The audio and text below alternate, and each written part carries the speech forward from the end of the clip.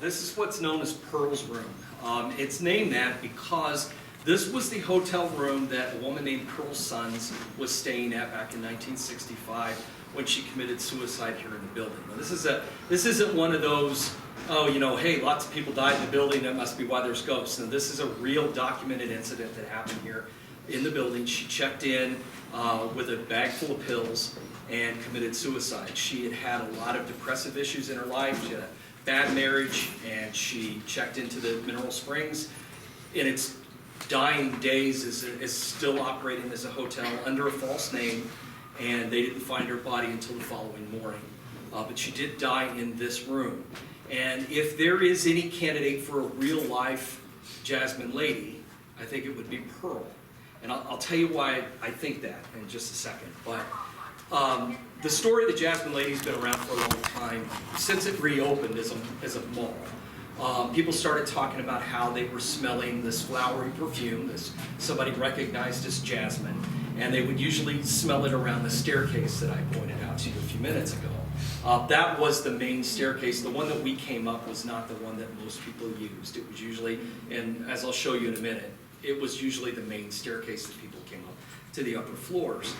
And the reason I've come to believe that Pearl might be the Jasmine Lady is a couple of years ago we had a chance to interview Pearl's nephew.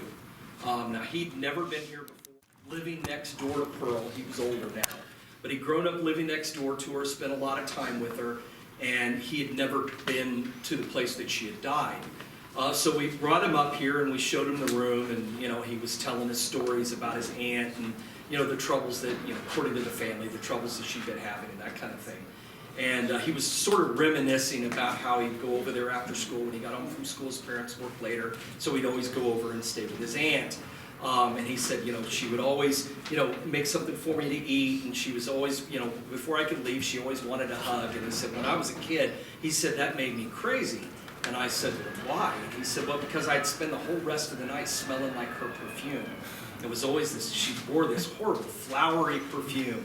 And I didn't tell him that, well, we don't think she's left. You know, he knew that there were ghost stories about the building and such. But anyway, this was Pearl's room. A lot of people have gotten activity here.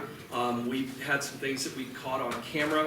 One night somebody had left a pop can sitting on one of the ledges, one of the 2x4 ledges, that flew off while the camera was on, nobody else in the room. It might be a tough night in this room to try to record any EVP, as you may have noticed. That's not someone knocking on the window asking to be let in.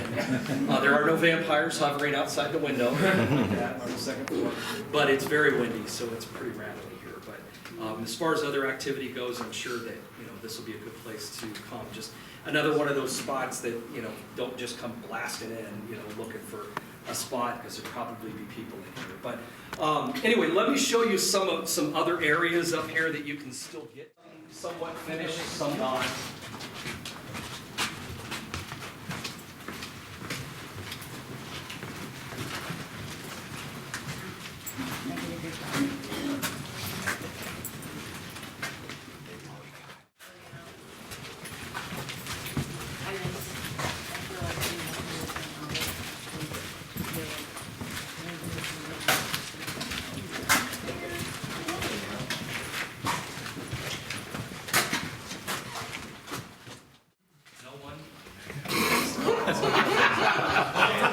Now you're not the story's pointless, but my co-host Cody was kind of a novice to ghost stuff, and we came here for an event one night, and we had come down here, and he was supposed to be making sure doors were open and stuff.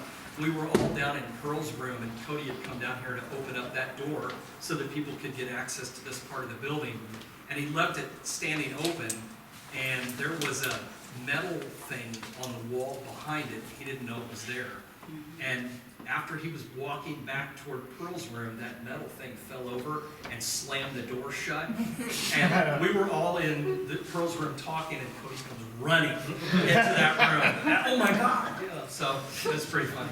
Anyway, okay, well, we're going to head back down, and then I'm going to take you down to the pool so you'll know where that is.